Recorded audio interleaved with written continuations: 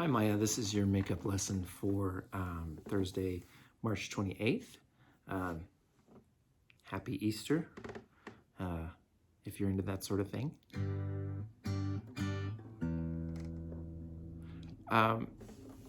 So we've got a performance coming up in a couple of weeks, and I wanted to talk about ways to get your, just to polish the chord changes, because I think you're singing well, you know the chords, and the only thing is the timing on changing the chords, right? Because when you put your fingers in the right place, you can play the chord in rhythm perfectly well.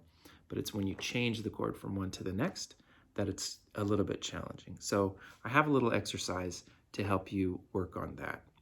And basically, I like to use a metronome. We've used it in class before. The one I use is called Metro Timer. It's free, but you don't even really need a metronome. You just need to be able to have a sense of time and it increasing in speed. But for now, I'll use a metronome because I think it explains the point really well. So right now, I'm going to start this metronome at 60 beats per minute. What else happens 60 times in a minute? If you said seconds, you're right. So this is 1 beat per second. I hope you can hear that. Okay, and there are 3 because we're playing Rainbow Connection, which is in 3 beats per measure. So you can start by just going through these chords. And this is very slow. And I know you can do that part perfectly well.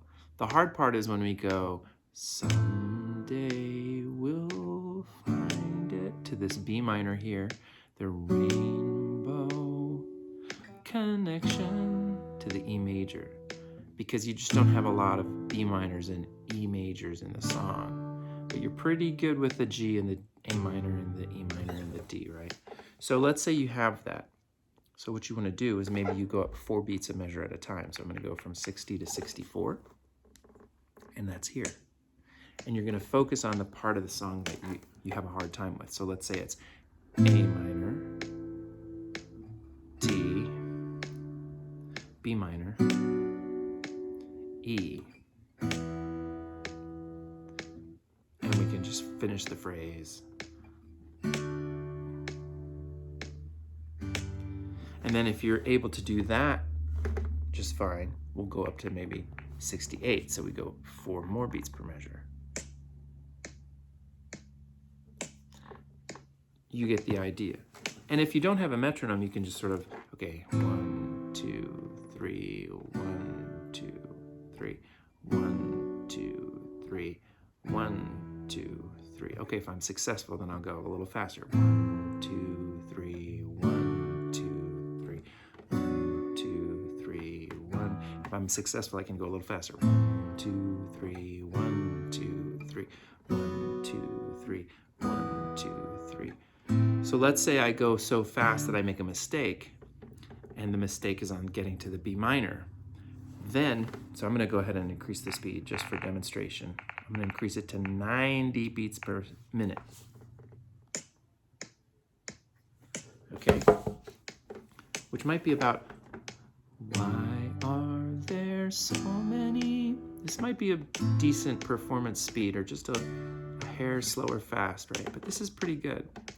So now let's say you're going A minor, D, B minor, E, and you're having a hard time getting to the B minor.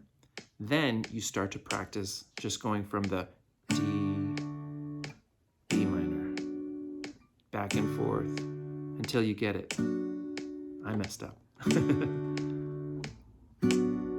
Okay, and then you can even go faster. So here's 94 beats per minute. And what's really nice about it is you want to make sure, if you have a metronome or access to a metronome, if you can practice a little bit faster than the speed you want to end at, then you know when you do have your performance, you'll be ready and it's not going to be too difficult. So again, 2, 3, this is 98 beats per minute. Once you get that, you can put it back in. We'll find it the rainbow connection, the lovers, the dreamers, and me. There you go. All right. Happy Easter. Have a good week, and I'll see you soon.